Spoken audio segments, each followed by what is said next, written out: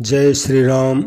सभी श्रोताओं का मेरे संत कल्याणवाणी चैनल में हार्दिक स्वागत है। अब मैं श्री राम कृष्ण देव परमहंस जी की बोध कथाएँ आजकल सुना रहा हूँ। ये बोध कथाओं का चौथा भाग है। तो इस भाग में ठाकुर जी ने जो बोध कथाएँ सुनाई हैं वो मैं आपको सुनाने जा रहा हूँ। तो विषय है भक्ति विश्वास तथा शरणागति। भक्ति विश्वास तथा शरणागति के संबंध में ठाकुर यानी श्री राम कृष्ण देव ने अपने शिष्यों को जो कथा सुनाई थी समझाने के लिए इस विषय को, वो कथाएं इसमें ली गई हैं रामकृष्ण मिशन द्वारा, रामकृष्ण मठ द्वारा। तो कहानी है, कथा है। श्री रामकृष्ण देव शिष्यों को सुनाते हैं। एक बार एक भक्त को एक धोबी पीट रहा था तथा भक्त नारायण नारायण कहते हुए रो रहा था। नारायण उस समय बैकुंठ में लक्ष्मी जी के निकट विराजमान थे। वे झट उठकर उसे बचाने के लिए दौड़े, यानी उस भक्त को बचाने के लिए भगवान बैकुंठ से दौड़े जिसको धोबी पीट रहा था। पर थोड़ा जाकर ही वो वापस लौट आए।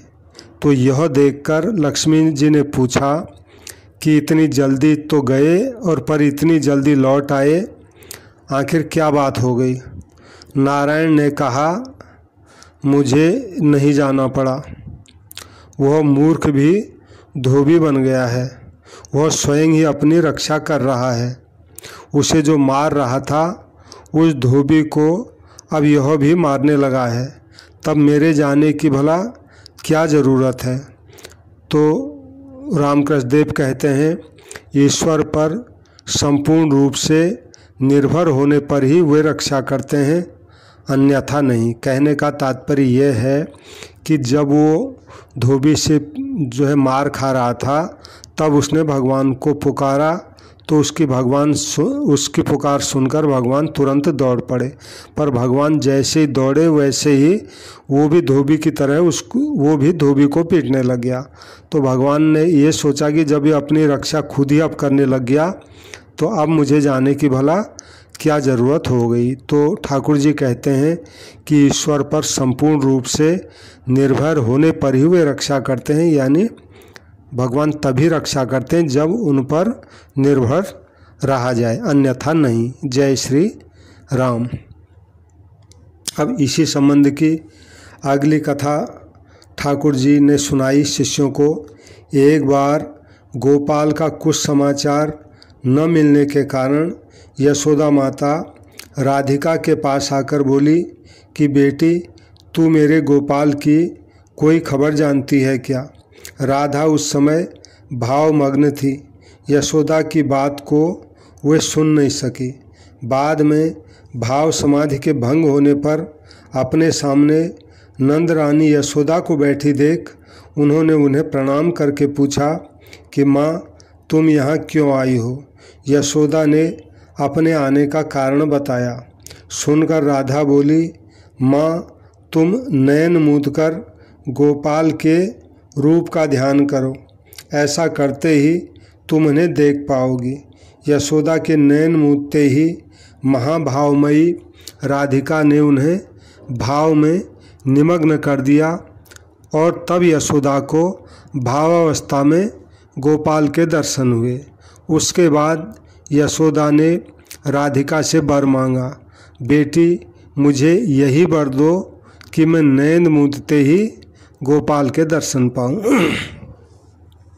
यानी भक्ति के ऊपर ठाकुर जी ने सुनाया, बोला आंखें बंद कर दूं तो सीधा गोपाल का ही मुझे दर्शन हो, ऐसा आप मुझे वरदान दीजिए। तो राधिका मैया से यशोदा मैया ने ऐसा वरदान मांगा। जय श्री राम। अब इसी संबंध की अगली कथा ठाकुर जी सुनाते हैं। एक बार राम वन में भ्रमण करते हुए पंपा सरोवर के किनारे आए और अपने तीर धनुष को किनारे की ज़मीन में गड़ाकर पानी पीने के लिए सरोवर में उतरे, यानी अपने धनुष बाण जो थे उनको ज़मीन पर ऐसे गाड़ दिया और पानी पीने के लिए पंपा सरोवर में चले गए। ऊपर आकर उन्होंने देखा कि उनकी बाण से एक मेढक बिंध कर लहूलुहान हो पड़ा है। यानी जब उन्होंने अपना बाण वहाँ ज़मीन पर ऐसा धंसाया था तो उसके नीचे मेढक था, तो मेढक को वो बाण लग गया। तो पानी पी के जब वो वापस आए तो बाण ऊपर को खींचा तो उस पर मेढक आ गया या मेढक का खून लगा हुआ था। तो राम जी ने अत्यंत दुखी होकर उससे कहा कि तुमने आवाज़ क्यों नहीं की, यानी जब तुमको मेरा तीर लगा तो तुम ही अगर उस समय मुझे बता देते, आवाज़ लगा देते तो तुमको इतना दुख सहना नहीं पड़ता। मैं तीर को तुरंत ही खींच लेता। तुम चिल्लाते तो मैं जान जाता कि यहाँ तुम हो, तब तुम्हारी ये दशा नहीं होती। तब मेढक ने बड़ा सुंदर जवाब दिया, बोले हे राम जी, जब मैं संकट में पड़ जाता हूँ तब मैं हे राम मेरी रक्षा करो ऐसा कहकर पुकारता हूँ, लेकिन अब जब मैंने देखा कि आज तो राम जी ही मुझे मार रहे हैं तब भला मैं किसे पुकारूं। तो बड़ा सुंदर जवाब उसने दिया कि पुकार तो तब होती जब कोई दूसरा मेरे को मारता, लेकिन आज मैंने देखा जब राम जी ही मेरे को मार रहे हैं तो भला मैं किसको पुकारूं। तो ये बड़ा सुंदर जवाब उसने दिया। जय श्री राम। अगली कथा श्री रामकृष्ण देव सुनाते हैं। एक दिन किसी रईस आदमी का नौकर कपड़े में ढकी हुई कोई वस्तु हाथ में ले मालिक के दफ्तर के एक कोने में विनीत भाव से खड़ा था। मालिक ने उससे देखकर पूछा, क्यों जी, तुम्हारे हाथ में क्या है? अत्यंत संकोच के साथ नौकर ने कपड़े में से एक शरीफा निकालकर मालिक के सामने रखा। वह बोला तो कुछ नहीं, पर उसके चेहरे से यह भाव स्पष्ट रूप से प्रकट हो रहा था कि मालिक अगर इसे ग्रहण करें तो मैं निहाल हो जाऊं, यानी मालिक के शरीफा अगर ले लें तो मैं निहाल हो जाऊं। तो उसका भक्ति भाव देख मालिक ने प्रेम के साथ उस फल को ग्रहण करते हुए कहा, वाह, बहुत अच्छा शरीफा है, तुम कहाँ से ले आए? भगवान भी, तो ठाकुर जी कहते हैं भगवान भी इसी तरह भक्त के हृदय का भाव देखा करते हैं। भक्ति भाव से अर्पित की हुई सामान्य वस्तु को भी वे बड़े प्रेम से स्वीकारते हैं, यानी साधारण वस्तु भी भगवान को भक्ति भाव के साथ अगर अर्पण की जाए, भोग लगाई जाए, तो भगवान भी उसको बड़े प्रेम से स्वीकार करते हैं। ये मतलब हुआ। जय श्री राम। अगली कथा श्री रामकृष्ण देव सुनाते हैं। श्री रामकृष्ण प्रताप चंद्र मजूमदार के प्रति कहते हैं, यानी उनके पास एक प्रताप चंद्र मजूमदार भी आते थे उनके दर्शन करने के लिए। तो उनको श्री रामकृष्ण देव कह रहे हैं, देखो तुम्हें एक बात बताता हूँ, तुम पढ़े लिखे हो, तुम बुद्धिमान हो और तुम गंभीर आत्मा हो। केशव और तुम मानो गौर निताई की तरह दो भाई थे।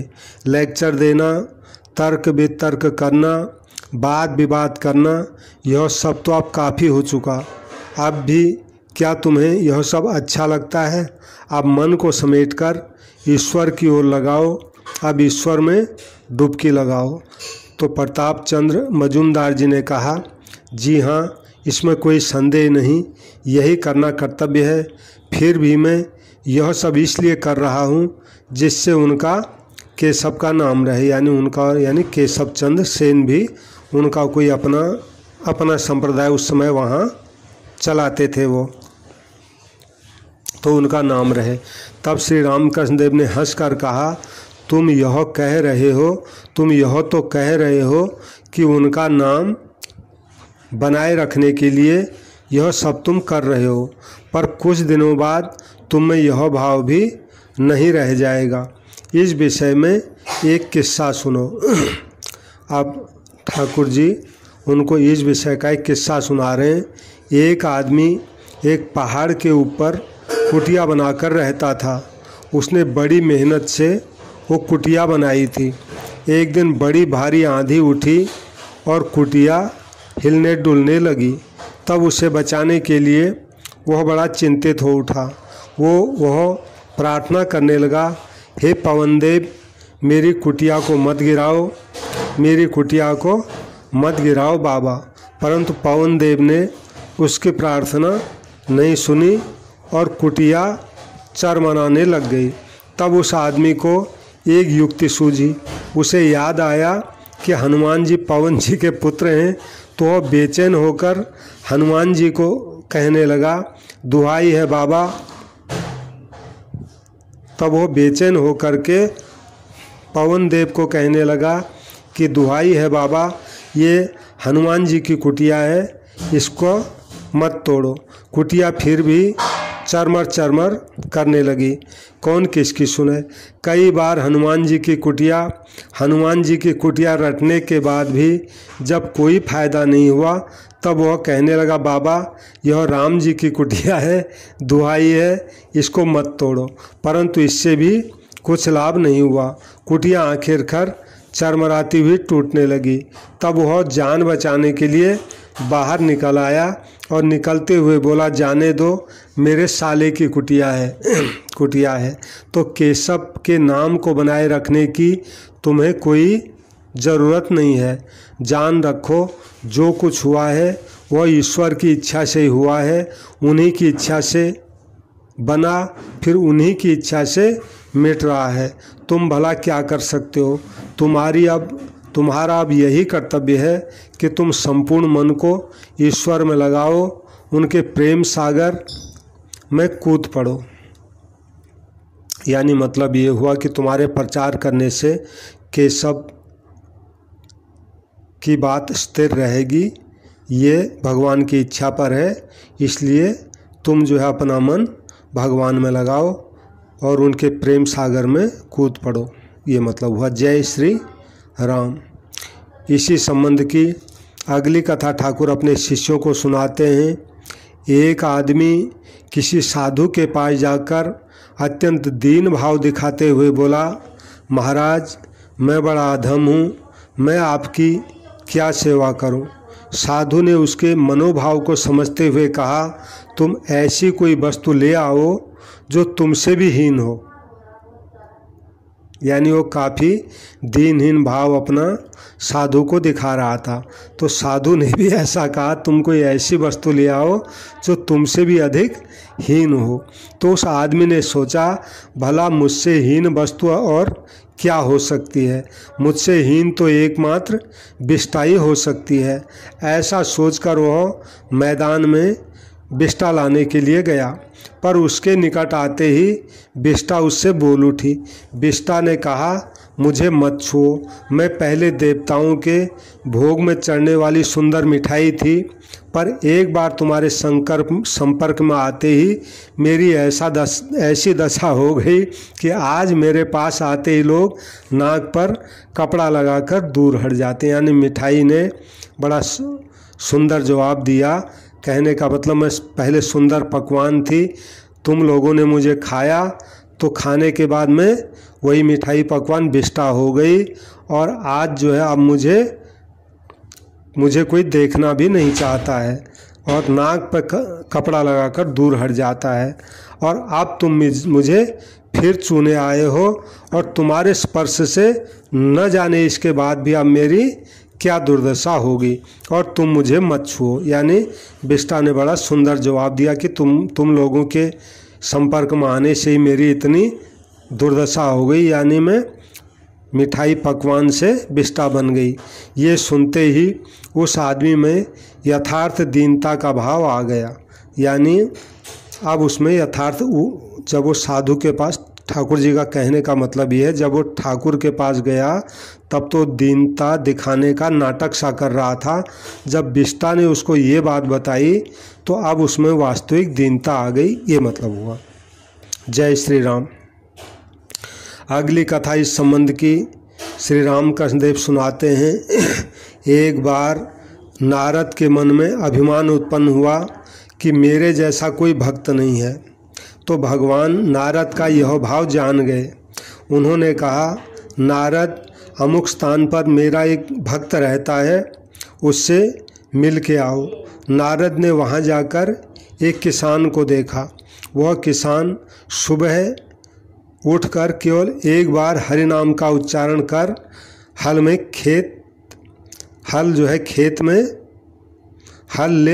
खेत में चला गया, यानी हल लेकर खेत में चला गया। खेत में उसने दिन भर काम किया और फिर घर आकर के रात को सोते समय फिर एक बार उसने हरि नाम लिया और वो सो गया।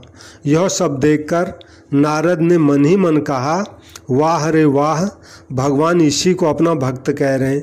भक्त का लक्षण तो इसमें कुछ भी दिखाई नहीं देता। फिर नारद ने भगवान के पास आकर अपना मनोभाव प्रकट किया कि महाराज वो तो केवल 2 बार आपका नाम लेता है, फिर भी आप उसको भक्त कैसे कह रहे हो, ऐसा भगवान को कहा।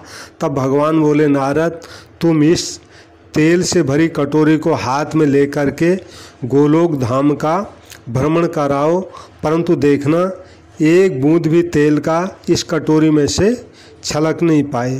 तो भगवान के आदेशानुसार नारद हाथ में तेल का कटोरा लिए हुए गोलोक भ्रमण कराए।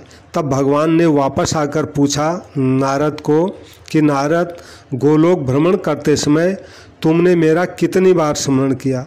नारद बोले, भगवान मैं एक बार भी महाराज आपका स्मरण नहीं कर सका। भला करता भी कैसे?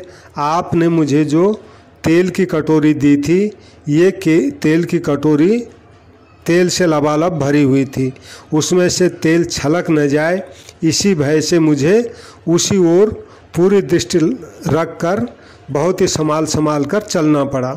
तो भगवान ने कहा, नारद एक कटोरी तेल के भय से तुम्हारा जैसा भक्त भी मुझे भूल गया, फिर वह किसान कितना बड़ा भक्त होगा जो सिर पर यह प्रचंड संसार का भार ढोते हुए भी दिन में कम से कम 2 बार तो मेरा स्मरण करता ही है। भगवान ने बड़ा सुंदर जवाब दिया कि तुमको तेल की कटोरी मैंने दी, तुम मुझे एक बार भी याद नहीं कर पाए, और वो किसान पूरे अपना घर परिवार को संभाल रहा है, फिर भी वो मेरे को कम से कम 2 बार तो अपना काम निपटा करके याद करता ही है।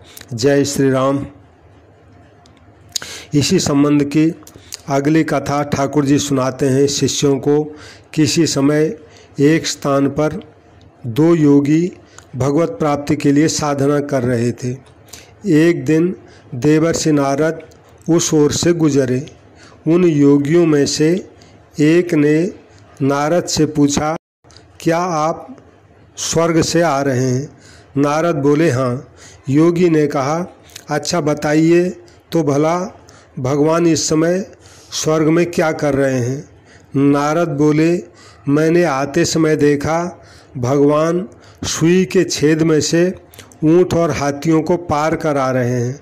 सुनकर योगी ने कहा, इसमें कोई अचरज नहीं, भगवान के लिए कुछ भी असंभव नहीं। यानी सुई के छेद में से ऊंट और हाथियों को अगर भगवान पार करा रहे हैं तो उन 2 योगियों में से एक ने कहा, इसमें भगवान के लिए कुछ भी असंभव जैसी बात नहीं है। किंतु दूसरा योगी बोल उठा, यह असंभव है, तुम कभी स्वर्ग में गए नहीं हो। पहला योगी भक्त था, उसमें शिशु की तरह सरल विश्वास था। वह जानता था कि भगवान के लिए कुछ भी असंभव नहीं है। भगवान का स्वरूप कोई नहीं जानता।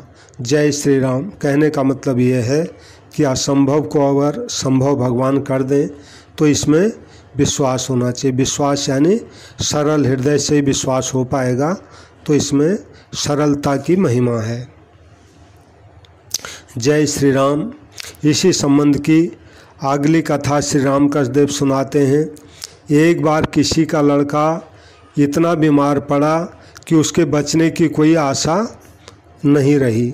जब उसके प्राण अब तब हो रहे थे, तब उस समय किसी ने बताया, एक उपाय है, यदि स्वाति नक्षत्र की वर्षा का जल किसी मुर्दे की खोपड़ी में गिरे और यदि उस जल को पीने कोई मेंढक आए और कोई विषैला सांप उस मेंढक को पकड़ने जाए, पर मेंढक उछलकर भाग जाए और सांप का विष उस खोपड़ी के जल में गिर पड़े, तो रोगी को वह विषैला जल थोड़ा सा पिलाने पर ये रोगी बच सकता है। तो उस आदमी ने पंचांग देखा कि अभी कौन सा समय चल रहा है, तो उसी दिन स्वाति नक्षत्र लगा था। तब वह भगवान से प्रार्थना करते हुए दवा की खोज में निकला। जब दवा की खोज में स्वाति नक्षत्र में निकला, उसी समय बारिश भी शुरू हो गई। तब वह व्याकुल होकर कहने लग गया, हे भगवान, अब 2 काम तो आपने बना दिए, अब मुर्दे की खोपड़ी भी कहीं मिला दो। खोजते हुए उसे एक स्थान पर मुर्दे की खोपड़ी पड़ी मिली। उसमें स्वाति का पानी भी पड़ा हुआ था, यानी स्वाति नक्षत्र में जो बारिश हो रही है अभी, उसके पानी से भी खोपड़ी भर गई थी। तब वह प्रार्थना करते हुए कहने लगा, भगवान आप दया करो, आप जो बाकी की बची हुई भी चीज़ें हैं उनके भी जुटा दो। तो उसकी व्याकुलता जैसे जैसे प्रबल होती गई, वैसे वैसे सब सामान भी जुटते जाने लगे। देखते देखते एक मेढक और उसका पीछा करते हुए एक सांप उस ओर आ पड़ा। तो खोपड़ी के पास आते ही सांप उसे काटने के लिए मेढक पर उछलकर काटने गया। यानी जैसे खोपड़ी के पास आते ही सांप ने मेढक को पकड़ने के लिए अपना फन मारा। सांप उसे काटने गया पर मेढक उछलकर पार गया, यानी मेढक तो खोपड़ी के पल्ली पार चला गया और सांप का जो विष था वो खोपड़ी के पानी में गिर गया। यानी वो मेढक तो पार हो गया और सांप का जो फन है वो पानी में गिर गया, ये समझ लो, या उसका जहर पानी में गिर गया। तब वह आदमी मारे खुशी के ईश्वर की जय जयकार करते हुए वो खोपड़ी का जल लेकर घर आया। ईश्वर पर विश्वास रखकर व्याकुलता के सहित प्रार्थना करने पर वे अवश्य सुनते हैं। उनकी कृपा से सब कुछ संभव हो जाता है। यानी भगवान चाहें तो जो नहीं होने वाला जैसा होता है वो भी हो जाता है। मुर्दे की खोपड़ी हो, स्वाति नक्षत्र का उसमें जल भरा हो और मेढक उधर से गुजरे, उसके पीछे से सांप आए और सांप जो है फन मारने के लिए मेढक के ऊपर झपट्टा मारे और मेढक वहाँ से आगे खिसक जाए और सांप का फन पानी में गिर जाए उस खोपड़ी में और उसका जहर भी उसमें पड़ जाए। तो ऐसी व्यवस्था भी भगवान अगर चाहें तो हो जाती है, ये मतलब हुआ। जय श्री राम। यानी ये सब प्रार्थना पे अवलंबित है। जैसी प्रार्थना होती है, जैसा भाव होता है, वैसा फल मिलता है, ये मतलब हुआ। यानी अनहोनी भी होनी हो जाती है यदि भगवान चाहे तो। जय श्री राम कृष्ण। अब इसी संबंध की अगली कथा ठाकुर जी सुनाते हैं। साधना अत्यंत आवश्यक है, परंतु यदि ठीक ठीक विश्वास हो तो फिर अधिक श्रम नहीं करना पड़ता। व्यासदेव यमुना पार करने वाले थे कि इतने में वहाँ कुछ गोपियाँ आ पहुँची।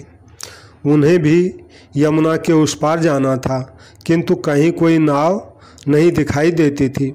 व्यासदेव को देखकर गोपियों ने कहा, महाराज अब क्या किया जाए। व्यासदेव बोले, ठीक है, मैं तुम्हें पार करा देता हूँ, पर मुझे बड़ी भूख लगी है। तुम्हारे पास कुछ है? गोपियों के पास दूध, दही, मक्खन आदि बहुत था, तो व्यासदेव के आगे रखते ही वे सब कुछ खा गए। तब गोपियों ने पूछा, महाराज पार जाने का क्या हुआ?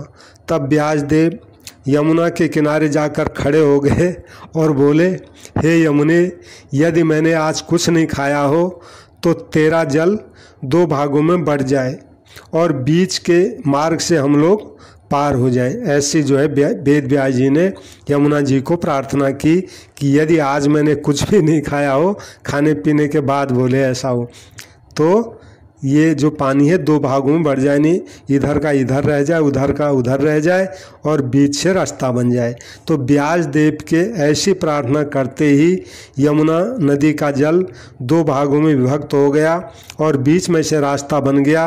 अब गोपियाँ तो आश्चर्यचकित होकर सोचने लगी, अभी अभी तो इन्होंने इतना खाया और फिर भी कहते हैं यदि आज मैंने कुछ भी नहीं खाया हो। किंतु यह उनका दृढ़ विश्वास था कि ये जो खाया है वो मैंने नहीं खाया, हृदय में जो नारायण है उन्हीं ने खाया है। देखो ऐसा उनको दृढ़ विश्वास था।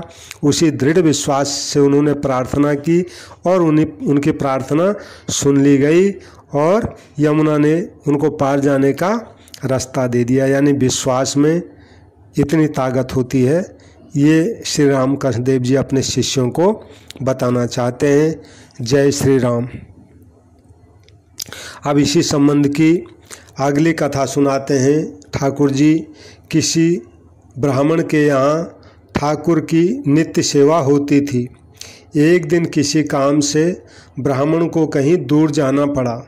जाते समय ब्राह्मण देव अपने छोटे बालक से कह गए कि देख, आज के दिन ठाकुर जी को तू ही भोग लगा देना, उन्हें ठीक से भोजन करा देना।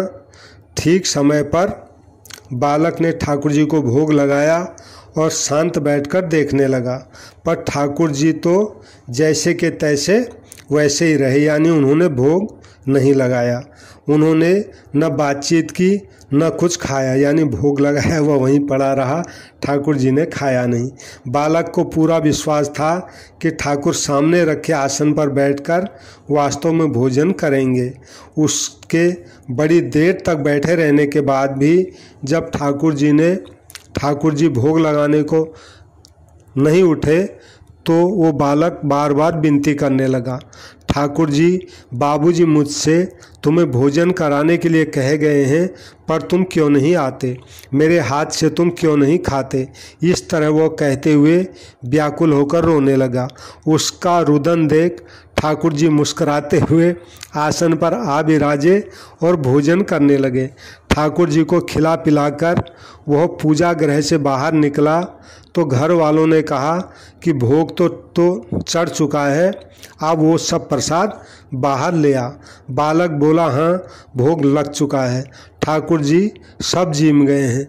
घर वालों ने आश्चर्यचकित होकर कहा, क्या कहता है। बालक सरल भाव से बोला, क्यों ठाकुर जी ने सब कुछ खा लिया है। तब सब ने पूजा घर में जाकर देखा कि बालक का कहना बिल्कुल सही था। सब मारे अचरज के दंग रह गए। तो ठाकुर जी कहते हैं, सरल विश्वास और व्याकुलता में इतनी सामर्थ्य है।